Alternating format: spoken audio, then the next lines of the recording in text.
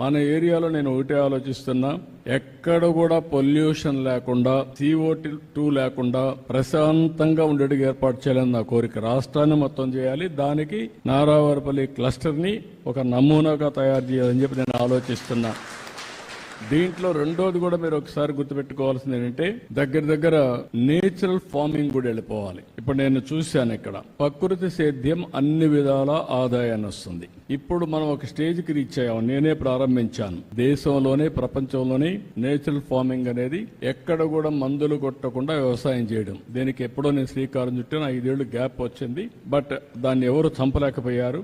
ఇప్పుడు మీకు ఏమైందంటే సర్టిఫికేషన్ చేసేస్తున్నారు, ఏజెన్సీలు వచ్చాయి. మీరు పండించిన పంట నేచురల్ పంటగా ఉందా లేదా అని సర్టిఫికేషన్ చేస్తారు ప్రోడక్ట్ చూసి. రెండోది, మీ పొలంలో పండించిన పంటని ట్రేసబిలిటీ, అంటే నేను భోంచేసేటప్పుడు ఎక్కడి నుంచి ఫుడ్ వచ్చిందో చూసుకునే ఏర్పాటు వచ్చింది ఇప్పుడు. అంటే దాని మీద హిస్టరీ అంతా వస్తుంది. QR కోడ్ కొట్టేస్తే దాని హిస్టరీ మొత్తం చూసుకోవచ్చు. పలానా రైతు పలానా సర్వే నెంబర్లో ఈ పంట పండించాడు, ఏ మాత్రం వేయలేదు, దీనికి సర్టిఫికేషన్ కూడా ఉందంటే అతను సేఫ్ గా నేచురల్ ఫార్మింగ్ వచ్చింది కాబట్టి తింటే ఆరోగ్యం బాగుంటుందని హ్యాపీగా తినే పరిస్థితి వస్తుంది.